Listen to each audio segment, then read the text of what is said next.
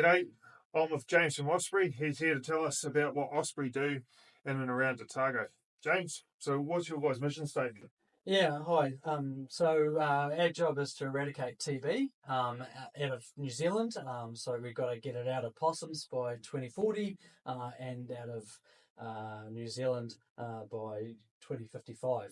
We're working hard with our contractors to go out there and get possum numbers to low numbers so that TB can't spread So from possum to possum. Possums are your main species that you're after? Yeah, they are. Yeah, Yep. that's what we concentrate on. Yep.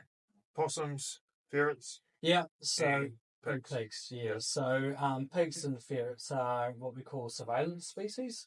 So when we've done possum control for 5 years, then we'll come in and we'll do surveys, and then we will use those ferrets and pigs to see if there's any TB left in the area.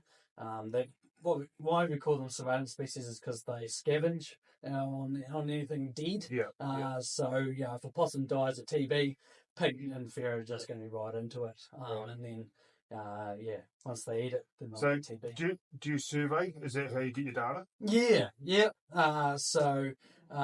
We put out contracts, and normally we put out, say, 5 traps per 100 hectares for ferrets, or we'll require X amount of pigs from a certain area to give us that confidence, and that normally lasts for a couple of years. Yeah, right. So how big's your survey? So how many pigs would you get, and what do you do, and how many infected animals would you find in that survey?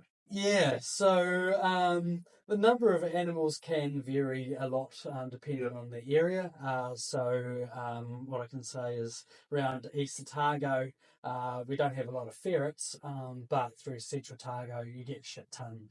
Over 10,000 hectares in Central Otago, you could end up with 400, 500 ferrets. And down here, we'll probably get 15 or 20 odd. Yeah. Okay. So it really depends on the number of rabbits. We've seen a real correlation between high numbers of ferrets and high numbers of rabbits. Yeah. But in terms of pigs, to be honest, there's just shit ton of pigs everywhere. Over 10,000 hectares, you could probably get between 50 and 70 pigs quite easily. Yeah. And look, how many infected pigs would you find in your sample size? Yeah, so over probably the 4,000 or 5,000, I'll change that. Over about 1,000 pigs that we get every year, we might get half a dozen. That's spread across Otago. And so that's on private land or public? That's a mixture of public and private.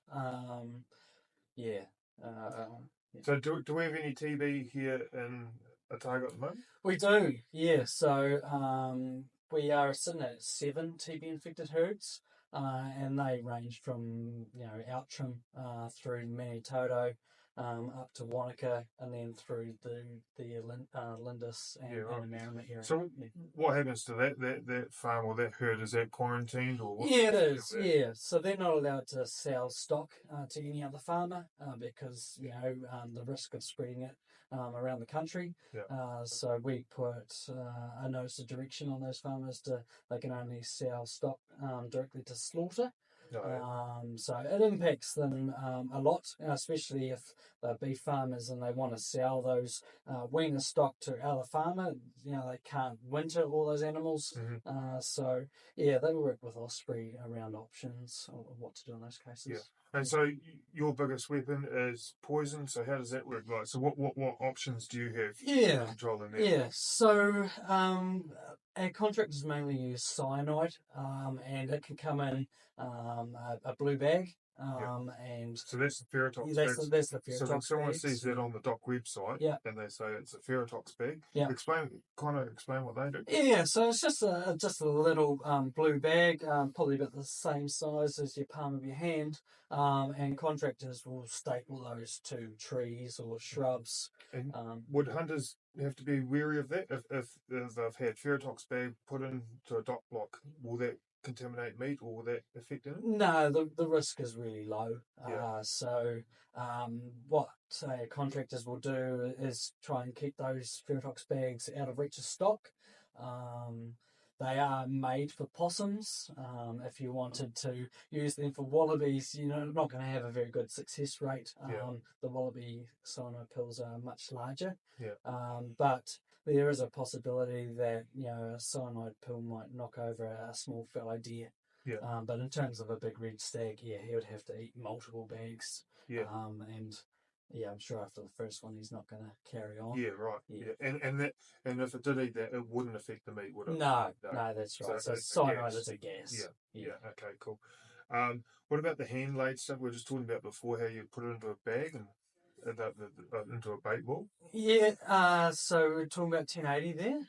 No, the hand laid. Oh, yes. So another option to putting it in a bag is to put it into a bait station.